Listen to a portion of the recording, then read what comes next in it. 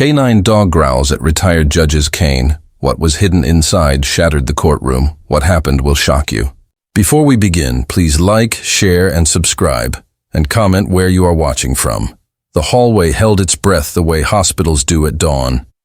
Coffee steam curled above paper cups, shoe soles whispered against stone, and that hush people use when they are trying not to think spread from bench to bench like a thin fog. Max lay at my feet, warm and alert, his head a steady weight against my shin. He had the look that told me he was taking notes I could not read yet.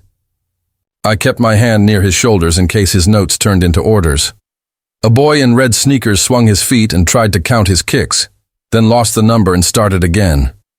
His mother sat beside him with a folder pressed to her chest, papers inside tamed by a rubber band and hope. She was Nora Lane, and the folder held the story of why she should never have been accused of neglect. The boy was Eli, 5, quick to laugh when he forgot to be scared. He watched Max the way children watched fireworks in the ocean, a little in love with the danger and a lot in love with the light. Does he like kids? Eli whispered, leaning forward but stopping short of the no-touch zone he had learned from a poster on the wall. He loves kids, I said, and nodded to give permission. Let him sniff first. Eli held out a small hand. Max dipped his muzzle, huffed a warm breath into that open palm, then tucked his chin against Eli's knee as if he had known him all his life. Nora's shoulders dropped a fraction, relief loosening a knot under her collarbone. She murmured thanks without moving her lips. The sideways prayer of someone who had run out of places to aim a full one. Max says we're okay, Eli declared, confident in the way only a child could be. He is very good at saying that, I said. The elevator chimed and opened to an older man with a cane the color of polished walnut. He stepped out the way people do when they used to walk fast and now walk careful. His suit had been tailored a few bodies ago and kept mended by hands that loved thread. His eyes moved like rulers across the hallway, measuring everything and finding most of it familiar. He was Walter Pierce, a retired judge who had spent decades choosing words that broke hearts and saved them. He had come to watch. This building never forgot its judges, even the ones who no longer wore the robe. The room adjusted around him without meaning to. Morning, Judge, said Carl Boone, our bailiff, the sort of man who could make a room behave just by standing in it. Morning, Carl, Walter answered, touching 2 fingers to the brim of an invisible hat. He leaned on the cane like it was part of him. The handle was a smooth curl, the kind of curve that invited a palm. The tip kissed the stone with a neat click. Max's head rose before the sound ended. He went from resting to ready in one breath, muscles tightening along his spine like a pulled zipper. A low growl started deep and stayed there, quiet but certain, the way thunder sometimes rumbles when the storm is still miles away. He did not look at Walter. He stared at the cane. Easy, I told him, laying a hand on his shoulder. What do you have? Max took one step and put his body between the cane and the boy. He lifted his chin so his teeth lined with the lower third of that polished stick and let the growl slide through his mouth like a warning drawn with a thin pen. Eli's fingers stalled on Max's collar. Nora rose half an inch and stopped herself, knowing sudden moves and working dogs did not blend. Is there a problem? Walter asked. His voice was mild, but his eyes sharpened. Give us a second, I said. He's alerting on the object. On my cane? He glanced down and back up, puzzled but polite. The tip touched stone again. The sound that followed was not just a click. Something inside rattled, soft, dry, precise, as if a tiny part woke up and turned in its sleep. Max's growl deepened by a shade. He did not bark. He held the line. Carl's hand hovered near the radio on his belt. The hallway leaned forward as one body. Dana Miles at the clerk's window stopped typing and held her hands above the keys like birds that had been told to wait. Judge Pierce, Carl said, kind but firm. Mind stepping to the side with me for a moment? Of course, Walter said. He moved, and Max mirrored him step for step, never letting the cane slip past his line. Eli tucked himself against Nora's hip. She curled her arm over his shoulders and breathed through her nose the way you do when you are trying to keep every piece of yourself from shaking loose. Colin Ross, the prosecutor, stepped from his office with a stack of files and a sigh he wanted the hallway to hear. What are we doing? he asked the heir. Starting a new docket for dog opinions? Let them work, Dana said without looking up. I crouched beside Max and matched my breathing to his. In for 4, hold for 4, out for 4. His eyes flicked to me and then snapped back to the cane. I knew his library of smells like I knew my own kitchen: coffee, paper, leather, oil. Around the cane I caught polish and old wax, nothing that explained the rattling noise or the way my partner had chosen to become a wall between a child and a piece of wood. Who gave you the cane? I asked Walter. My son, he said, and tried to smile. Pride crossed his face first, then doubt, then the reluctant return of pride. He thought I should lean on something worthy. When? I asked. Yesterday, he said. He dropped it off with a note about forgiving each other. Max watched the cane like it had a heartbeat. Eli pressed his cheek to the dog's back. The hallway shifted from curiosity to fear in about 3 breaths. We're going inside, Carl said at last. We'll give everyone a little room and handle this properly. Courtroom 2B smelled like paper warmed by sunlight and polished wood too old to remember its first tree. Judge Prentice sat at the bench in his reading glasses. The light through the blinds cut the floor into even bars. We took our places. Nora and Eli sat second row. Jack Hale slid in beside them, a public defender with a tilt to his tie and a mind that never seemed to sleep. He whispered to Nora that he was here, and she nodded without taking her eyes off the aisle. Max did not sit. He planted his feet at the end of the second bench, chest out, tail still. He faced the cane, which Walter kept upright between his knees, hands folded on the handle. When the tip touched wood, the inner rattle sounded again. Max's growl returned, a thin, steady thread. He leaned his hip into Eli and pushed the boy back an inch without breaking his line of sight. Handler, Judge Prentice said, is there a reason for the posture? Yes, Your Honor, I answered. He alerted in the hall. Focus is sustained, Colin rolled his eyes. If the dog can't heal, perhaps we should remove the distraction and get on with court. Overruled, the judge said without looking at him. The dog remains. Safety first, Walter tried another smile. It landed short of his eyes. The tremor in his right hand seemed small at first, then certain. He drew a breath that looked thin. He did not look away from the cane. He looked through it, as if the stick contained a story he had not finished reading. Colin opened Nora's file and began to talk about dates and reports, small things made to look large. Jack objected when the tone slid toward insult. The judge sustained, and the room settled into an uneasy rhythm. Accusation, reply, note typed, breath held. Through it all, Max was a statue that breathed. The rattle came again, and his ears tipped forward so sharply the fur at the base of them lifted. I raised a hand. Permission to secure the object on the rail? Granted, said the judge. Mr. Boone? Carl approached with open hands. Walter hesitated, then surrendered the cane. When Carl set its tip on the wooden rail, the sound shifted. Clearer now that the metal cap was on wood instead of stone. The delicate rattle turned into a tiny drumbeat inside the stick. It was not loud. It was terrifying because it should not have existed. Max's growl stopped. Not because the alert was over, but because he had crossed into another gear I had only seen a handful of times. He lifted his paw and set it on the end of the bench the way a person might lay a hand on a friend's chest to say, "Stay behind me." Eli did not cry. He held his breath and watched Max as if the dog could burn the danger away by staring hard enough. Enough, Colin said. He tried a laugh and swallowed it half-made. We are managing the county's time for the sake of a prop. We are managing risk, Judge Prentice replied. Proceed with caution. Mom, Eli whispered. Max is talking. What is he saying? Nora asked, eyes on the cane. He says not one step more. The judge turned to Walter. Sir, does your cane contain anything? Walter's mouth opened and closed. It's a cane, he said, then tried to find a better answer and could not. His fingers trembled hard enough to make the handle click against his ring. The room waited. It was a new sound that filled the courtroom, the sound of waiting. Papers stopped moving. Shoes forgot to scuff. Even the vents seemed to hold their breath. The object sat on the rail like an accusation that had not learned its words yet. The child pressed his face to the dog's back. The mother held her hands together until her knuckles blanched. The retired judge stared the way men do when the past walks toward them in clothes that look like the present.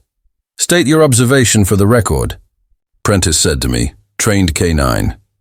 "Max alerted to internal irregularity in Kane, formerly in possession of Mr. Walter Pierce," I said. "Alert persists. Dog assumes protective posture between object and minor in second row." Colin moved his foot back a half step he thought nobody would see. Dana's fingers hovered just above the keys, ready to catch the moment words became proof. Jack leaned toward Nora and murmured, "Whatever this is, it is not your fault." She nodded once, a small movement with a lot of weight in it. Max stood unblinking. The blinds cut his coat into stripes of light and shadow. He looked like a statue built to guard a door no one else could see. He did not tremble. He did not bargain. He told the room a truth we did not yet have the language to share. Something inside that Kane was wrong. Walter lifted his hand as if to take the stick back, then stopped in midair and let it fall. The tremor traced a path up his arm and into his throat. He looked older than his suit, older than the bench he had once filled. Fear lived on his face. Maybe guilt lived there too. It was hard to tell them apart in the glare of the lights. The cane rattled once more, soft as a secret. Max bared the white edge of a tooth, not a snarl, a warning. If there had been any doubt when we walked in, it was gone now. Something in that quiet piece of wood did not belong in a courtroom.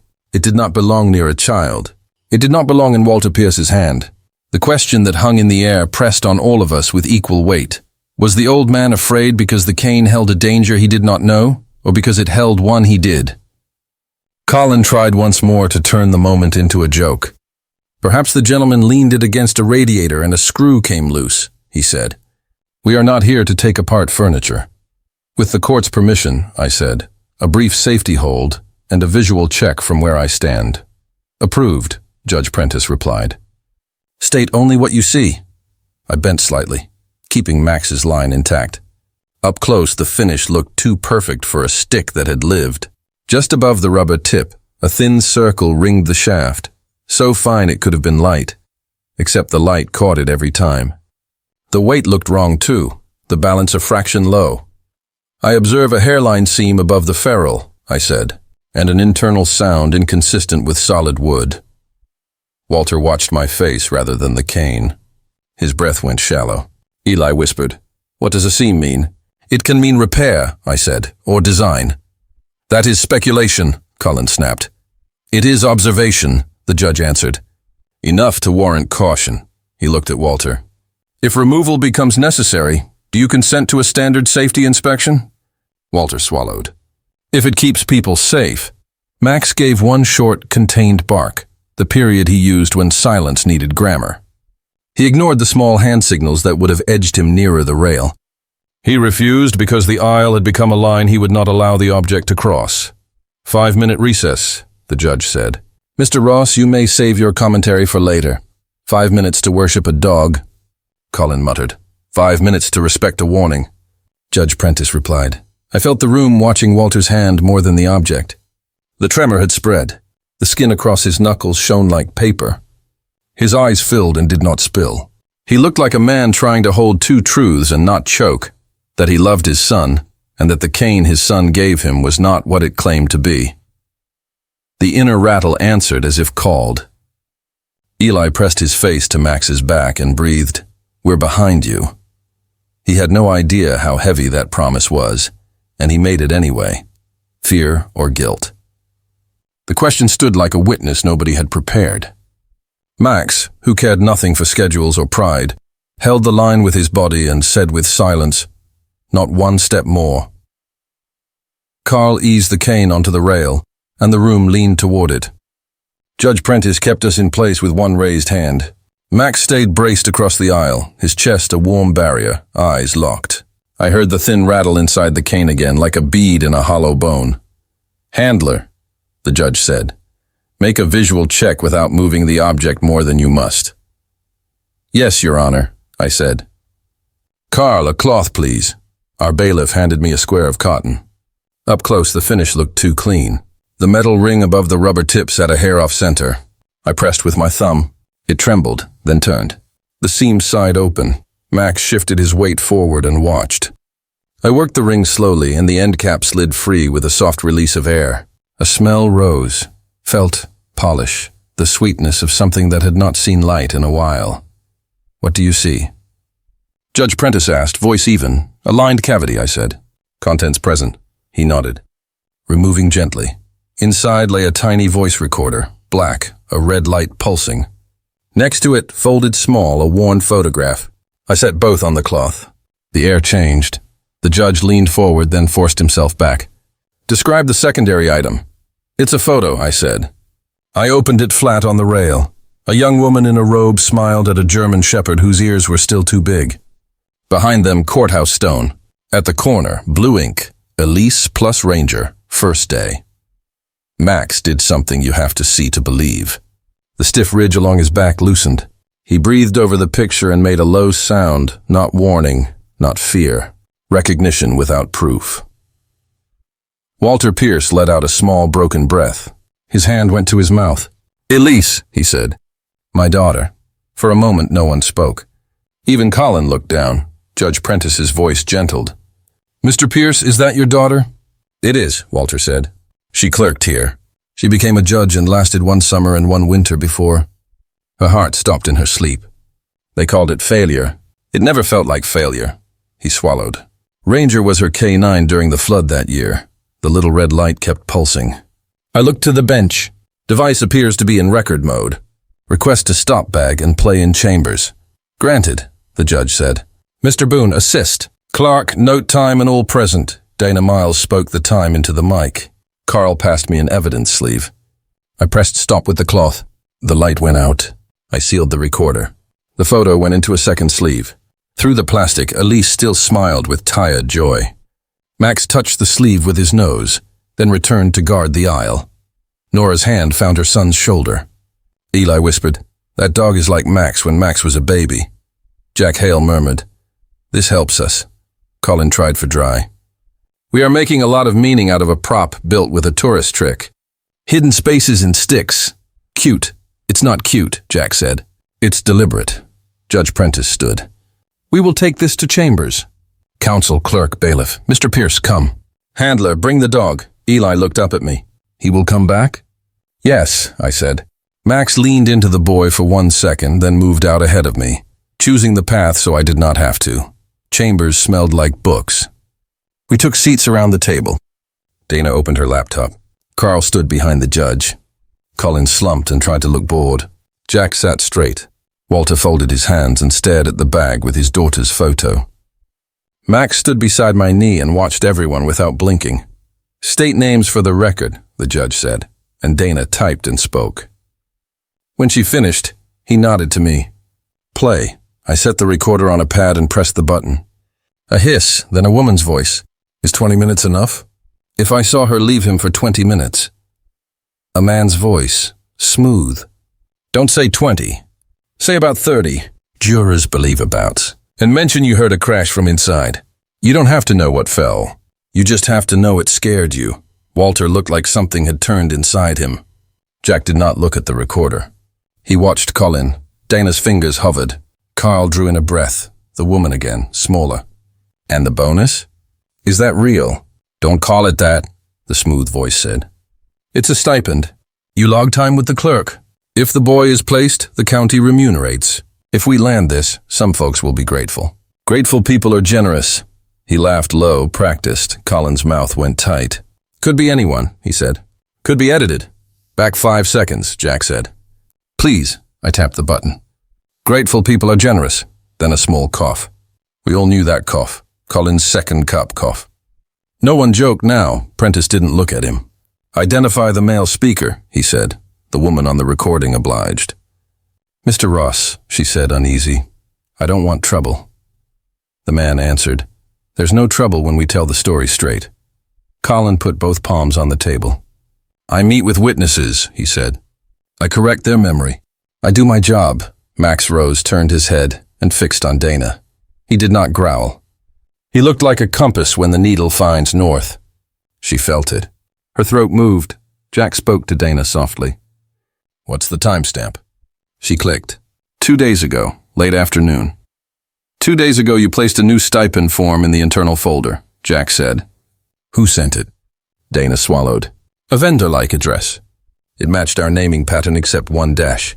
It came with a note that the prosecutor's office had revised the language. I shouldn't have moved it without Mr. Boone. Jack's pen hovered. Who authored the note? Did it carry a signature block, a phone number, even a fake one? A name that looked like a contractor we use, Dana said. Same initials, but the domain had one extra letter. I saw the shape I expected and moved it along. It asked that we cut the phrase "only in rare cases" from the stipend line. It said the old wording created confusion for jurors.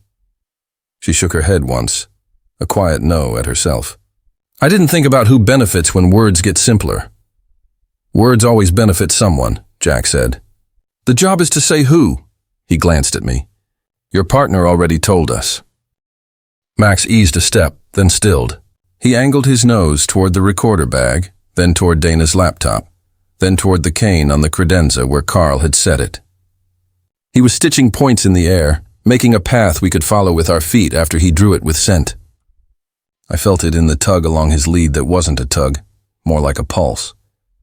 Walter looked at the photograph again. Elise used to write notes to herself on the backs of photos, he said. She said paper that already held a face wouldn't let her lie to it. When I saw that blue ink, I thought it was hers. But the loop on the R in Ranger is wrong too, he swallowed. Somebody wanted me to believe. Or wanted the room to believe, Jack said. A father's memory is strong testimony without speaking a word. Colin flinched. You're making melodrama out of office work, he said. A template is a template. A meeting is a meeting. And a father's grief has nothing to do with a mother who left a 5-year-old alone outside. She did not, Jack cut in. There were 10 seconds between unlocking the door and pulling it open, and the neighbor with the statement forgot to mention he was the one who took the boy's hand while she juggled the key and a paper sack. Objection, Colin started, then remembered we were in chambers and not on the record in that way, and the word died in his mouth. The judge rubbed his temple. We are not trying Ms. Lane in this room, he said. We are deciding how to keep the next hour honest. He looked at Dana. Ms. Miles, when you file the order, add a note preserving all emails related to stipend forms for the last 6 months. And preserve any logs that show who accessed them. I will, she said. Carl tapped the cane's shaft with one knuckle, very lightly. Why a cane? He asked the table, not demanding, just thinking aloud. Because it goes everywhere. Because it sits where microphones cannot. Because it lets you record whispers said into respect. The words landed in Walter like stones into a pond. He sat straighter. Respect is what I taught my boy, he said. I wonder what else I taught without knowing. He did not cry when he said it. That somehow hurt worse. Mr. Pierce, the judge said quietly, we will get to the bottom of this.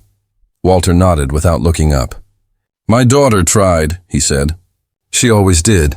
He placed a palm on the table, steady now. Do your part. Max nosed the recorder bag once more, then set his chin on my knee, a signal he uses when he thinks the humans should stop talking and start moving. I took the hint. Your Honor, I said, there may be related materials in the records room. The dog is indicating direction. We'll not search without cause, Prentice said, but his tone softened at the edges. We'll ask the questions that open doors. He stood. Let's go back and keep the peace while we do.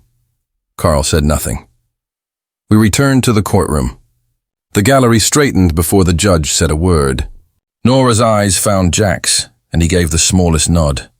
Eli sat tall because Max walked in like a captain again. I gave the down command. Max laid his chest on the floor and kept his eyes on Dana, as if the space between them were a thread. The judge spoke, and paper rustled, and the room let out one breath when they heard the stay. Some looked at Nora like she had been pulled onto a boat. Some looked at Colin like he was suddenly new. Some stared at the cane leaning hollow against the rail. Dana typed the order. Sweat shone at her hairline. Max's attention never wavered. When a trained dog chooses a person like that, it isn't suspicion. He was telling me she was part of the weave. He wasn't telling me she was the tear. Jack leaned close and whispered, The cough will be enough to pull the string. But your dog sees something else. He smells the paper that made the email matter, I said. He smells the room where she printed. He smells the ink. Then we follow him. Carl stood at Colin's shoulder without touching him. Walter stayed near the end of a bench, hands wrapped around the back. He had not asked to carry a recorder or a photograph that could rip open 10 years. He had been given a cane and had leaned on it. Max rose and took 2 steps, then stopped. He looked at me for permission, and when I nodded, he went to Walter and touched his knuckles with his nose. Walter's mouth broke on a sound. "Thank you," he whispered. Max returned to his place. We closed the session on paper. But nothing in us closed. In the hall, the noise met us again. Eli asked if Ranger had been Max's friend. I told him it was possible in the ways that count. Nora said little. Dana stepped out last. Max's gaze found her and held. She stopped and put one hand against the wall. She looked at me, then at the judge. "I followed an instruction," she said. I did not check because I was tired of being the one who slowed things down. "I can send the email." "Do that," Prentice said. Colin said nothing. He stared at the floor. People who had once smiled at him looked past him now. Walter looked smaller and truer. He touched the plastic sleeve in Carl's bag with 2 fingers, not to claim it, just to let it know he was still here. Max lifted his head and sniffed the air toward the records room. A printer in the clerk's office warmed up with a small sigh. He looked at me. I felt the pull. The recorder had given us a voice. The photo had given us a face. The dog was giving us a direction. We were not done. Dana opened her inbox. Carl nodded to me. Jack straightened. Nora stroked Eli's hair. Walter stood still. Max's tail lifted 1 inch, then went still. His gaze moved from the clerk's office to the door that led down to the records basement and back to Dana's hands. He had drawn a triangle in the air, the shape of a secret that wanted to be found. I touched his neck. "I see it," I said. He closed his mouth and watched, and the hallway waited with him. "Tell me honestly, if you heard that cough and saw the dog fix on the clerk, who would you confront first, Colin or Dana? Listen, what happens next will make you question who you trust and why."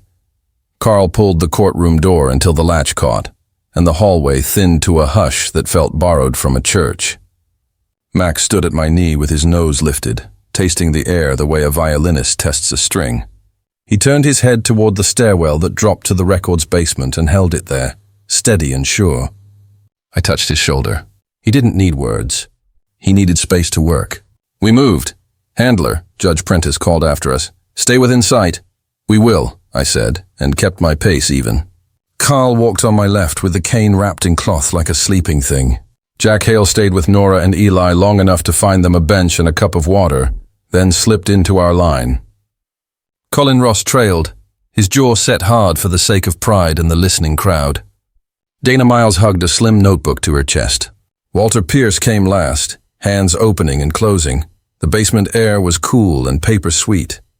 Rows of gray shelves made narrow streets.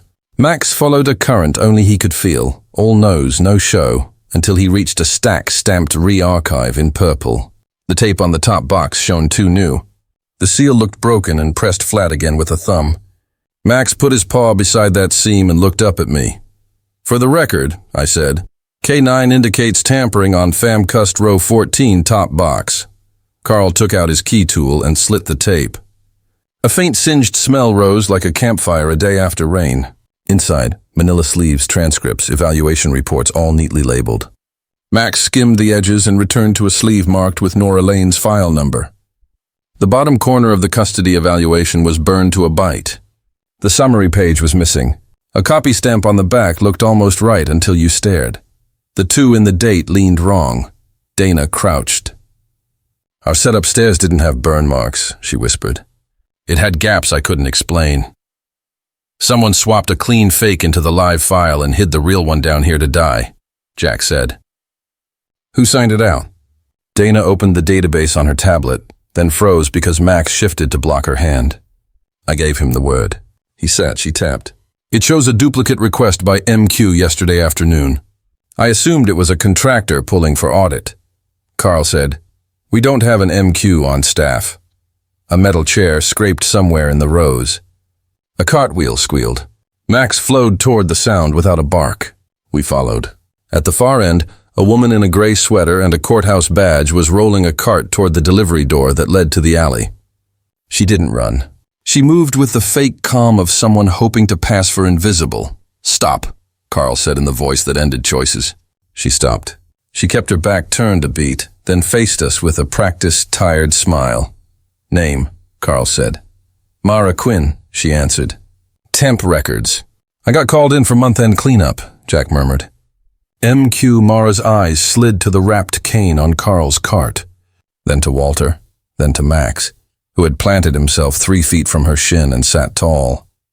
She lifted her hands, palms bare. "Why was Nora Lane's evaluation marked for disposal?" Jack asked quietly. Mara's mouth trembled and steadied. "Email came from a name I recognized," she said. "Address looked right until I saw it again just now. 1 extra letter, like a mirror with a hair on it. It told me to pull duplicates and clear the shelf. It said signatures would follow. We use a shortcut stamp for that." "I know we shouldn't. We do. Who told you to move them now?" Carl asked. "A man from the prosecutor's office," she said. "He came last week with coffee and yesterday with muffins. He said the county was modernizing language that confused jurors. He had a key card that opened the loading bay without me buzzing him in." She swallowed. "He said his name was Mr. Ross." Colin flinched like a wire had snapped inside him. Before he could speak, Mara added, "The second time he brought someone with him. Younger, a little taller, expensive shoes. He said his name was Grant." Walter's hands tightened on the cart handle. He looked at the floor. "My son's name is Grant," he said, and those 5 words aged the room by a year. Max left Mara, nosed the cart, and fixed on the lower shelf. A stack of sealed envelopes with red diagonal stripes sat there like a warning you only saw if you bent to read it. He put his paw on the second, then the fourth, then eased his chin between them and waited. Dana bent. "Transcript transfers," she said. "Marked duplicates for disposal. These get shredded only with 2 signatures." She pointed to a rubber stamp on the corner. "Cleared per MQ," she looked at Mara. "Did you put that on?" Mara nodded once, shame plain and heavy. "It's the shortcut stamp." "Open them," Jack said. Carl sliced the seals. Inside, missing transcript pages that matched gaps upstairs, including a note that Nora's neighbor had held Eli's hand while she juggled keys. A line that destroyed the story of a child left alone. Another envelope held an intake memo from a family advocate who had vouched for Nora's safety plan. The advocate's signature was real. The memo had been pulled and buried. Mara whispered, "The man said duplicates make clutter. He said the system would breathe better without dead weight. He pressed a 20 under the lid of the copy paper and called it an honorarium. I put it back twice. The third time I kept lunch money and told myself I would return it. Tears came. I told myself the cane was inventory. I didn't know there was a recorder inside. I didn't know a picture would fall out. I was paid," she whispered. "The cane was the drop." Walter stared at the burned edge of the evaluation and spoke. "My daughter kept notes on photographs," he said. "She said faces won't let you lie." His voice scraped. "She died, and I forgot how to listen like she did." Max rose and drifted left, then right, then stopped in front of a leather case on a shelf labeled "Lost and Found, Staff Pickup." I hadn't noticed it before. Brass plate. "Good stitching." He sniffed and went very still, the way he had in the hallway when the cane touched stone. "Whose is that?" I asked. Mara said, "It showed up yesterday in the loading bay with a note that said the owner would return." Carl lifted it with a pen under the handle. The plate read, GP. The smell off the leather carried cedar oil, clean dye, and the same faint polish that lived inside the cane. Max's ears pricked. He stepped to Walter, touched the man's knuckles with his nose, then pointed his nose at the case. The message was as clear as speech. "Same scent, same house." "For the record," I said, "K9 indicates scent common to cane and case. Initials GP Mr. Pierce. Do you consent to us opening the case here?" Walter raised his chin. "Yes," he said. "Do what you must." Carl unzipped the case. Inside, a velvet pouch, a thin pen, a pair of clean gloves, and a strip of micro screwdrivers. In the pouch, when Carl tipped it, a scatter of brass end caps rolled out and chimed against metal, different threadings, different diameters. One matched Walter's cane perfectly. Another had fresh scoring along the edge. A third smelled faintly of graphite. Mara let out a sound that tried to be a laugh and failed. He called them costume fittings, she said. Said he sold canes to old men who wanted to feel important. He said it was theater.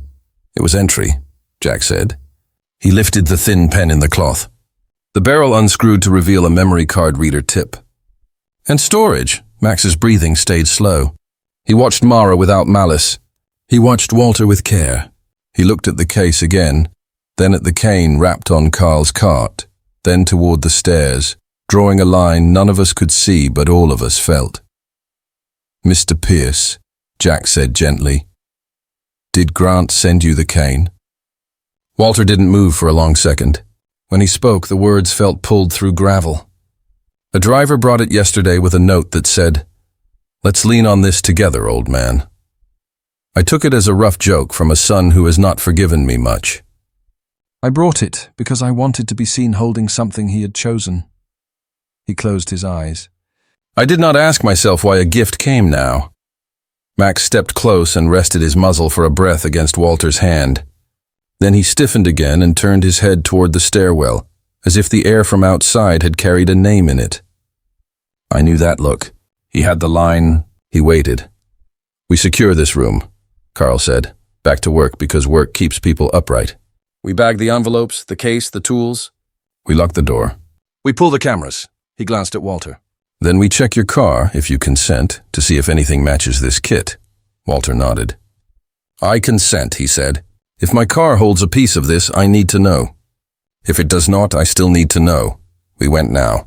Upstairs, the hallway felt louder because the building had learned something and had not found a drawer big enough to hide it. Nora sat with Eli, who drew a crooked dog with a cape on the back of a motion notice. Max flicked one ear toward him and then kept going. The lot smelled of warm tar and cut grass. Walter's sedan waited with its nose to the fence, clean and ordinary. He handed Carl the fob. Max walked the arc around the car, nose down, tail level. He paused at the rear passenger door, sat, and looked at me, then at Walter. Carl opened the door. On the seat lay an empty leather sleeve that matched the case and a paper bag from a cafe. Flour dust marked the fold. The faint print of a gloved hand crossed the stain. Max sampled the sleeve and stilled. Same scent family. He moved to the back of the driver's seat and pushed his nose into the map pocket. Carl tugged it open with a pen. Inside was a spare brass ferrule cap, the twin of the one in the velvet pouch. It had been placed tidy. Walter leaned both hands on the roof. His reflection looked older. Max touched his thigh with the lean that tells a person to stay standing. Walter breathed once hard and stayed. Trunk? Jack asked. Yes, Walter said. Carl popped it. Inside, a small overnight bag with a luggage tag that read, Pierce. In a side pocket, a folded program from a gala 2 weeks ago. The sponsor list included the County Development Council and the Pierce Family Foundation. On the back, in blue ink, a note. Great to see you. Call about the jury outreach pilot. G. The G curved right, not left. Do you know that hand? Jack asked. Walter stared at it as if the letter might move. My son breaks his G the other way, he said. Unless someone taught him to write like a different man. He swallowed. Or unless a different man wants us to think it is him. Either way, the scent ties, I said. Max is certain. We bagged what we had to bag and went back inside the cooler dark of the courthouse. People watched Colin without speaking. At the bench, Judge Prentice listened, signed, and said, Follow the dog until the light reaches where it must. Max took us to the loading bay. On the steel door, my finger found a tiny burr under the handle where a new keycard had worn the edge. On the shelf where Mara said the case had sat, dust framed a neat rectangle and a smaller circle where a coffee cup had rested. A thread of cedar oil lingered in the air even with the door propped open.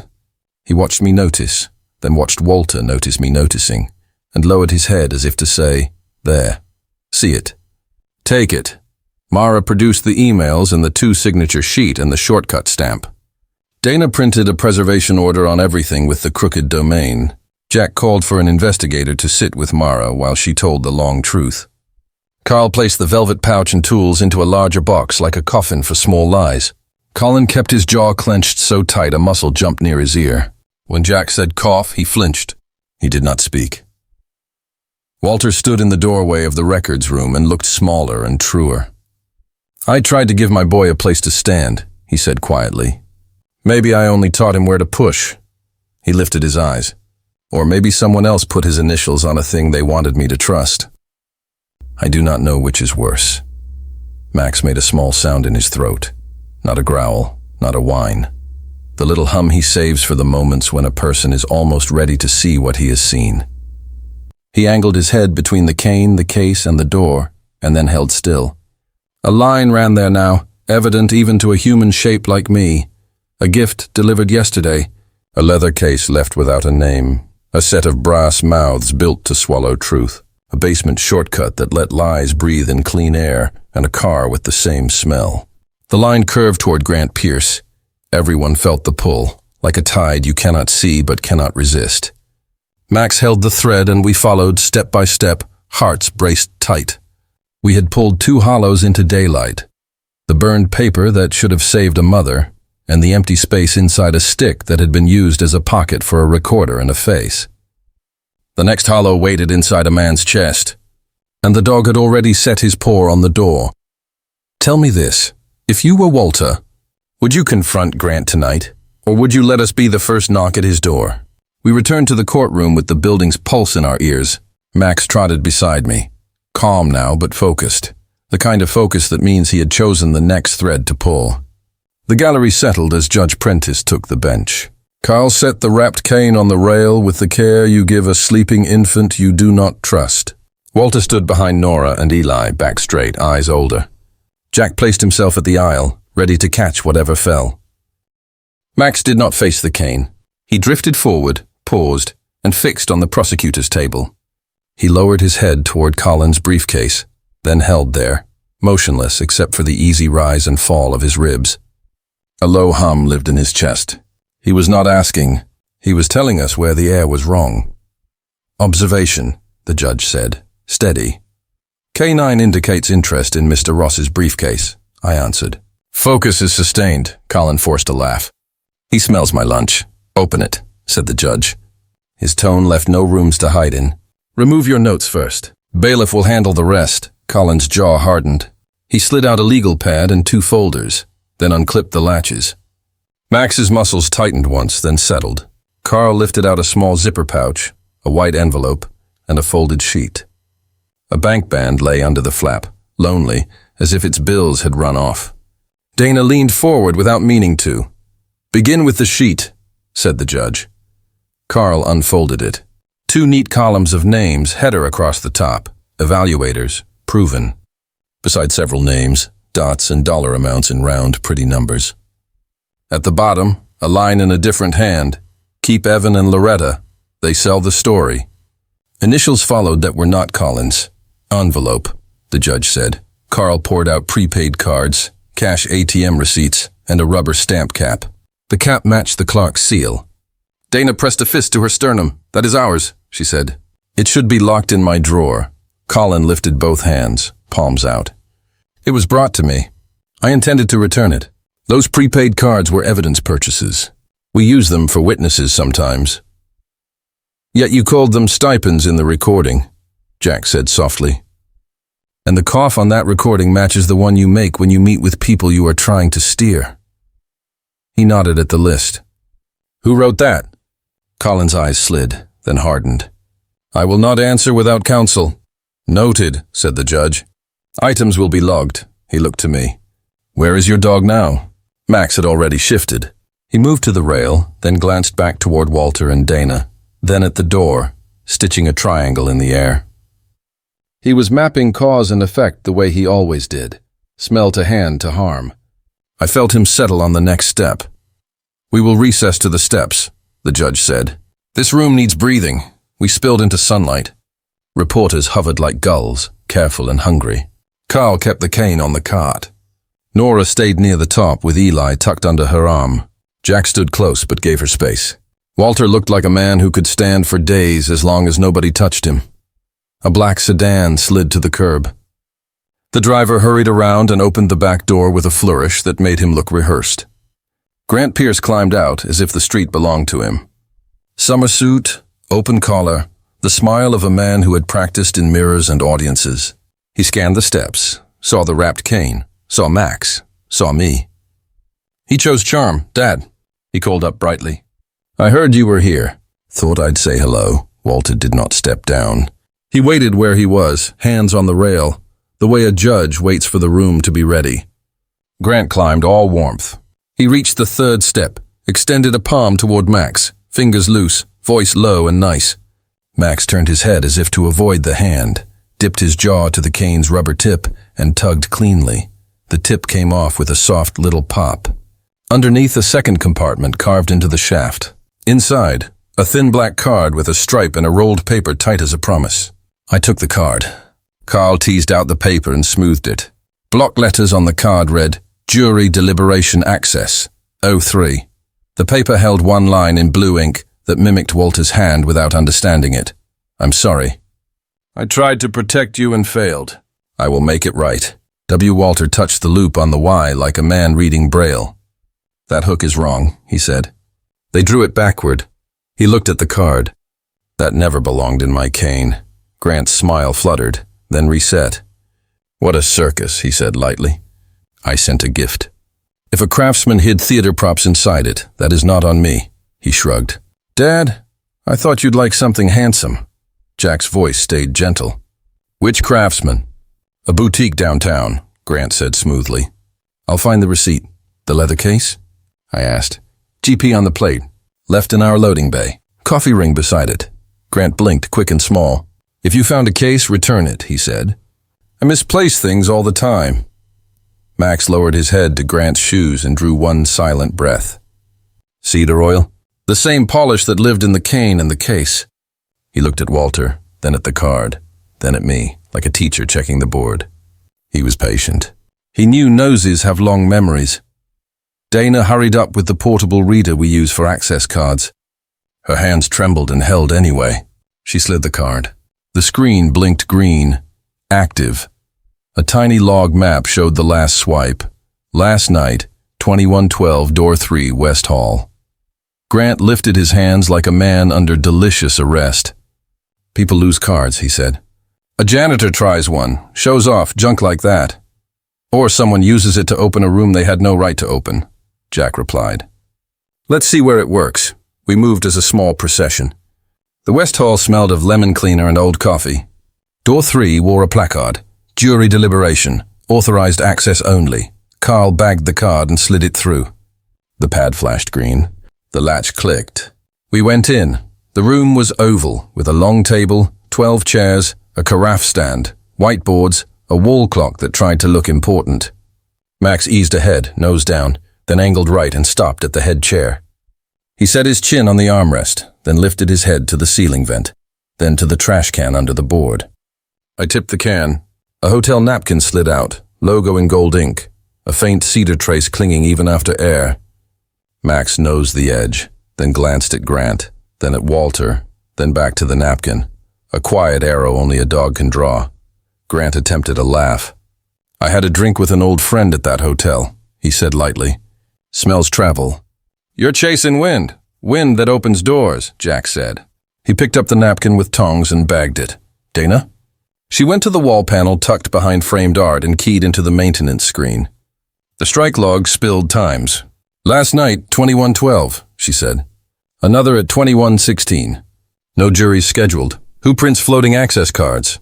The judge asked from the doorway. Requests originate in departments, Dana said. Facilities prints. Last month, a standing order was added under Community Outreach. The sign-off block uses Grant Pierce's title at the Development Council. Grant showed open hands again. Partnerships matter, he said. We bring resources. Sometimes we tour spaces after hours. No one was here. Doors are doors, Walter faced him, voice low. Did you give me a cane so men would bend toward it and whisper, and your friends could collect those whispers? Grant's eyes flickered from offense to hurt to practiced dignity. I gave you a cane because you taught me to love symbols, he said. You built your life on how rooms feel. If someone abused a symbol, maybe it was the prosecutor who needed to win more than the county needed the truth. He nodded at Colin. He's been thin on victories. Colin flinched. For a second, fear stripped him plain. I didn't order a cane, he said. I met a witness. I corrected her memory. I didn't ask for cards. Max left the trash, circled back to the head chair, and pressed his paw on the armrest. The leather creaked. Carl bent and found 4 tiny burrs where a plaque had been changed. The new plate read, "In honor of service, E.P. Elise Pierce." Walter closed his eyes at his daughter's name and opened them clearer. Jack spoke softly to Walter. The recorder in the cane caught Colin coaching.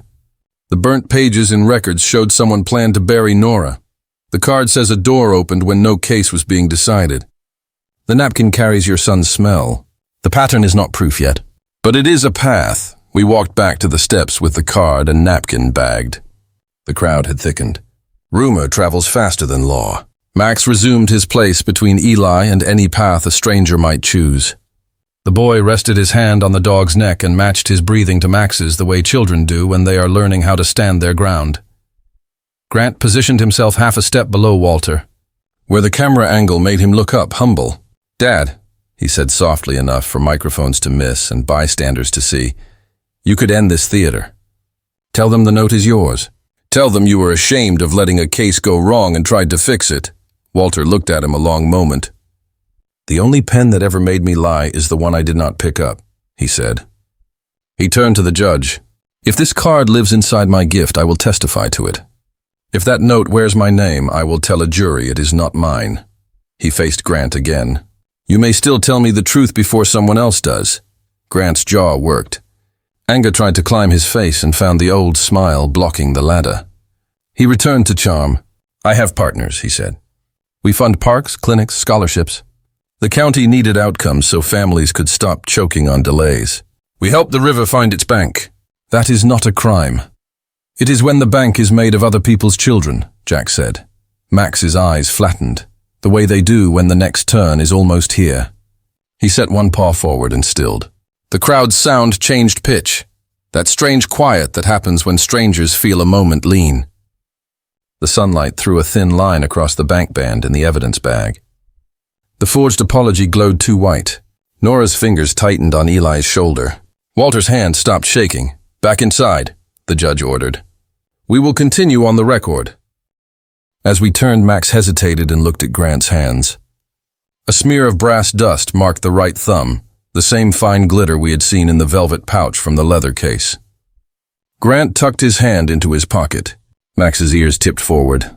He let out one short, contained bark, the period he uses when silence needs grammar. Heads turned. Grant smiled again, thin now. Dana stepped close to me. "Do we test the key card on the second jury door?" She whispered. "We will," I said. "But the room already told the truth." "What room?" she asked. "All of them," I said. "The courtroom, the records basement, the jury room, these steps." Each one changed the moment Max pointed. Walter touched the edge of the bagged note as if feeling its weight would tell him how long it had been lying. "Elise would have laughed at the forgery," he murmured. "She would have said, 'If you are going to steal a father's voice, at least learn how he writes his whys.'" He lifted his eyes to Grant. "Your sister tried to stop something like this. She died believing she had failed. I spent years calling it a mystery because the truth was heavier. I refuse to do that again." Grant breathed through his nose, slow, then looked past us to the cameras. "If this becomes a show," he said quietly to me, "the dog will be famous. Be careful what you wish for." "I wish for clean rooms," I said. Max wishes for the same thing every day, a world where smells match their names. We moved back toward the doors. People asked questions that hovered and fell. Colin stayed near the side rail, smaller than he had been 2 hours ago, no longer protected by the bluff that had always kept him warm. Jack walked with Nora and Eli. The boy did not let go of Max's neck. The dog did not shrug him off. You could feel the building decide what it wanted to be when it grew up. At the threshold, Walter stopped and turned so the crowd could see his face and his son's at the same time. He did not speak. He let the sight do the telling, An old man with a straight back, a younger man with a smile that kept slipping, a dog who had chosen the softest person in the crowd and planted himself like a tree. Somewhere in there, the next turn took shape, not because of a speech, but because a cane had rattled and a dog had said no. We had started the day with a hallway that smelled like coffee and polish. We stood now in a doorway that smelled like metal warmed by sun and the faint cedar that would not let go of the story. Max huffed once, the small sound he makes when the page is about to flip. He looked at me, then at Walter, then at Grant. It felt like the building held its breath with him. Somewhere a siren nudged the air, and a sparrow startled from the gutter, and every small, ordinary thing felt like a sign. The dog's breath was steady, the father's stare was steady, but the son's smile shook as if a thread had finally frayed at the edge. Would you take the card and walk straight to the door? Or look your son in the eyes and ask again? Which choice would you make if a dog you trusted had already answered? Tell me which. Court resumed with a hush that felt heavier than before. Max trotted in first and settled by the rail, head up, eyes bright. Judge Prentice took the bench, voice steady, pen ready. Walter stood near the aisle, one palm on wood as if the bench could steady him. Grant hovered 2 rows back, suit easy, smile force thin. Colin lowered himself into his chair like a man who finally felt its weight. Nora wrapped an arm around Eli. The boy's hand found Max's rough and held. On the record, the judge said. Summarize what we've learned. Carl reported the second compartment under the cane's rubber tip, the access card marked Jury Deliberation 03, and the blue ink apology forged in Walter's hand.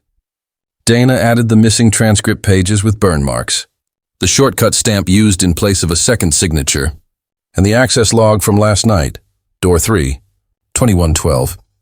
I added the leather case with GP on the plate, the velvet pouch of threaded caps that matched Walter's cane, and the way Max had led us to all of it. Through it all, the dog never blinked. Mr. Pierce, the judge said to Walter, you consented to inspection of your vehicle and the cane. I did, Walter said. He did not look at his son. Mr. Pierce, the judge said to Grant, you are free to leave, ask for counsel, or speak. Grant adjusted his cuff. I came because my father needed me, he said. If a craftsman hid theater inside a gift, blame the craftsman. We sponsor tours. Cards circulate. If a napkin smells like cedar oil, that's not a crime. Jack stayed gentle. Who ordered last night's access? Community outreach, Grant said. People misplace cards. I'll check. Max rose and crossed to the evidence cabinet at the back wall. He sat at the low drawer and placed his paw on the brass handle. The move read like a sentence. The judge nodded. Open it. Carl turned the key. Inside lay old binders. Max nosed a blue ribbon spine free. Carl set it on the rail. The label made the room tip. Pierce, E, notes, jury tampering complaint. Walter's lips parted. She always kept a second set, he whispered. Jack opened the binder. The first page held a dated memo in Elise's tight hand. Summary of patterns. Prosecutor coaching, stipend language softened. Late-night door access under outreach. Private donors' initials GP recurring in sponsorships. This goes beyond a man who likes to win, she had written. Second hand on his shoulder. The next pages listed call logs, door strikes, and names. A sticky note bent at the corner. If they lose the first binder, they'll have to lose this too. E. Collins stared at his knuckles. Grant watched the ceiling as if a tile might change the subject. A sealed envelope was taped to the back. Carl handed it to Jack, who slid out 3 pages titled, The Path I Think I See. Elise had drawn lines and dates like rails. At the bottom she wrote, Men who sell buildings learn to sell stories. They need a father's name to open the door and a son who doesn't mind turning the handle. And if I'm wrong, let me be loud about being wrong. If I'm right, tell Dad I'm sorry I didn't get there in time. Walter covered his eyes. Max stepped in and rested his chin on Walter's forearm. The old man's hand sank into fur and steadied. Jack lifted a log Elise had circled twice. Door 317. Door 3, 2204. Community Outreach. G. Pierce. Ask Dad if Grant was here at night, she wrote. If yes, ask why. If no, ask who uses his name. Grant's smile cracked. Anyone can type a line, he said. She was tired. She saw patterns. Then why did your card open door 3 last night? Jack asked. I toured a donor, Grant said. We want to restore juror rooms. By entering after hours and leaving a hotel napkin in the trash, Jack said. It's just a room, Grant answered. It's the one place voices are supposed to be alone, Walter said. You do not sell verdicts like you sell lots. Max pressed his paw against the binder's back pocket and looked at me. I reached in and found a tiny flash drive taped beneath. Carl bagged it. Dana opened it on a court laptop and mirrored it to the screen. Elise's voice filled the speakers, low and clear. If you're hearing this, I'm either wrong or late, she said. Either way, this belongs to someone braver. A door beeped. A cough tick, the same sound Colin made when he settled into a chair. His voice followed, faint but unmistakable. Try the head chair. That's where they talk themselves into reason. A second man chuckled, the easy, warm tone we'd heard from Grant outside. Leave the card, he whispered. If anyone asks, it's outreach. Chairs slid. Footsteps faded. The video ended on a square of carpet and the sound of breathing. The room stayed silent long enough for the fans to become loud. Colin stared at the table. Grant stared at the floor. Nora folded an arm tighter around Eli. The boy leaned on Max and did not move. Mr. Ross, the judge said, do you wish to speak? Colin's shoulders sagged. I liked winning, he said. I told myself I was tightening the truth. I told myself the county needed results. He told me delays were cruelty. I told myself parents who lost would learn. He swallowed. I was wrong, Mr. Pierce, the judge said to Grant. Grant tried the old grin, but his mouth could not hold it. We needed development, he said. Blocks were rotting. We moved them. Everyone wins when a street gets clean. I shaved the path and called it a pilot. I called it outreach. I called it anything but what it was. He turned toward his father. I used your name because doors opened for it. I am sorry for that. I am not sorry for wanting the town to live.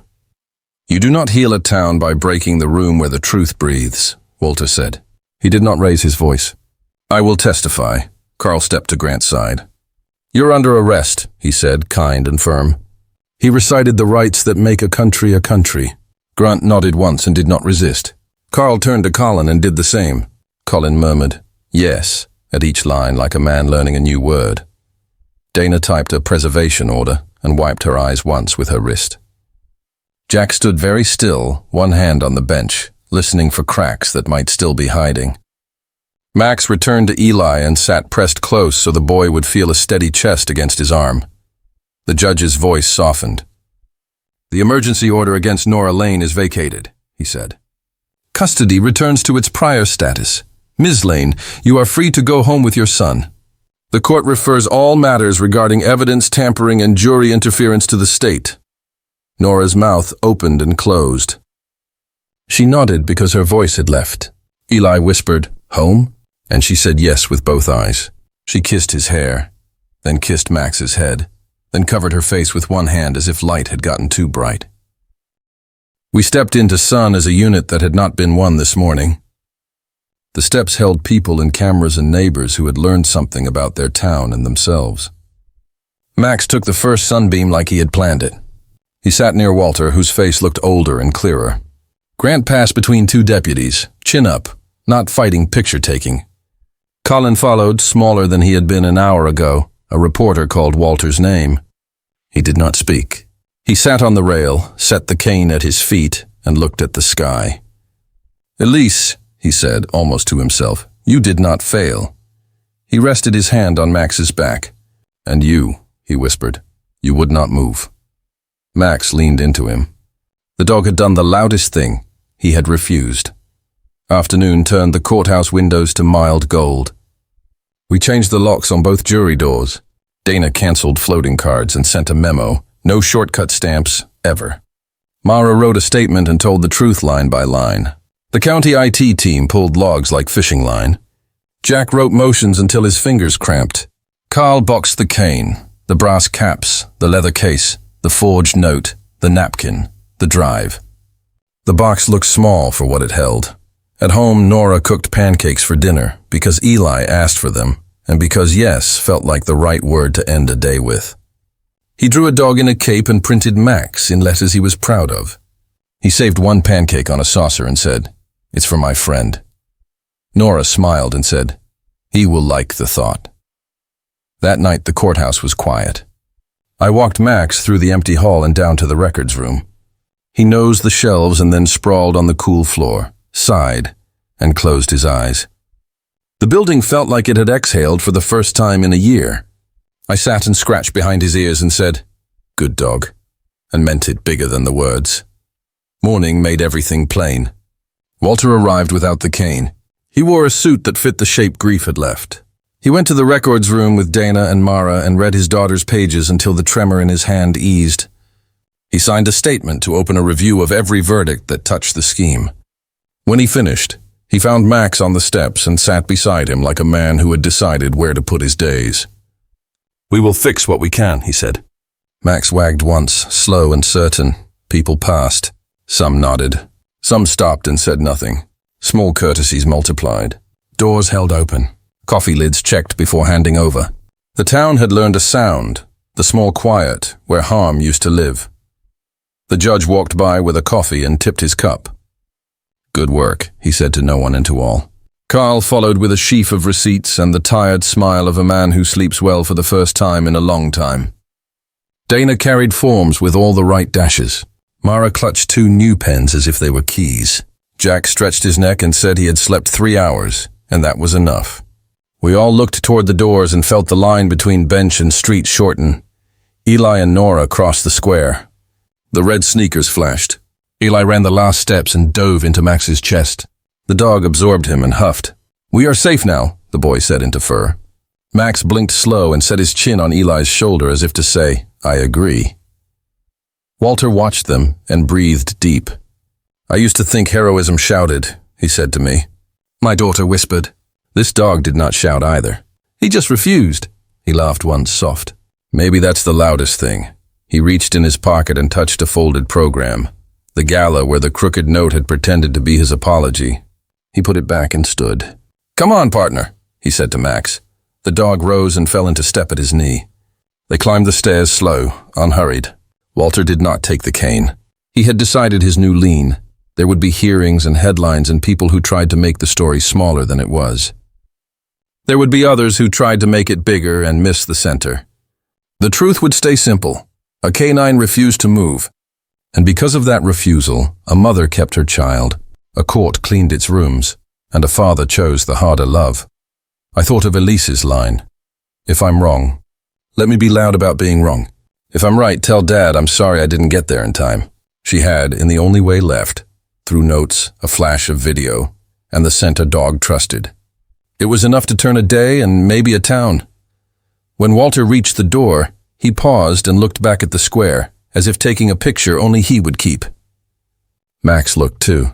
For a heartbeat, the sun hit them just right. The old man, the dog, the rebuilt quiet. Then they went inside. What comes next will belong to ledgers and law. What people will say to each other in kitchens and on porches is plainer. The dog saw it first, and the humans listened.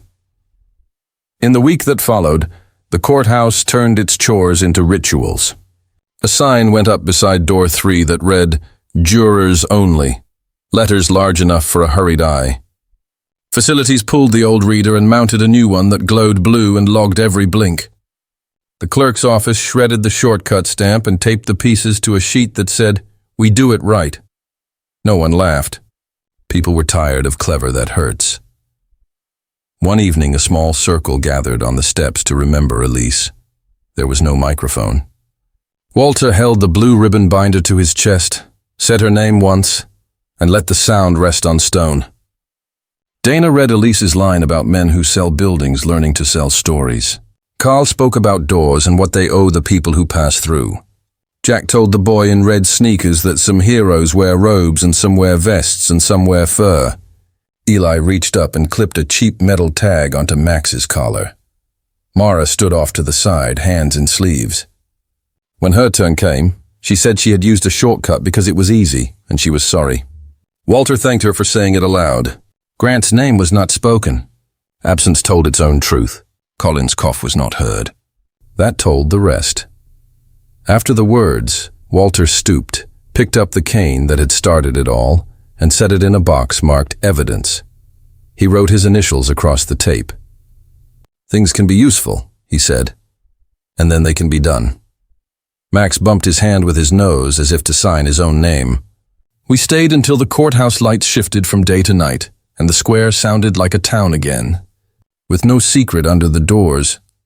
Tell me in the comments. Where did your chest drop? The rattle in the cane? The keycard's click or Elise's voice? If this moved you, please like, share, comment and subscribe so more people can listen with us.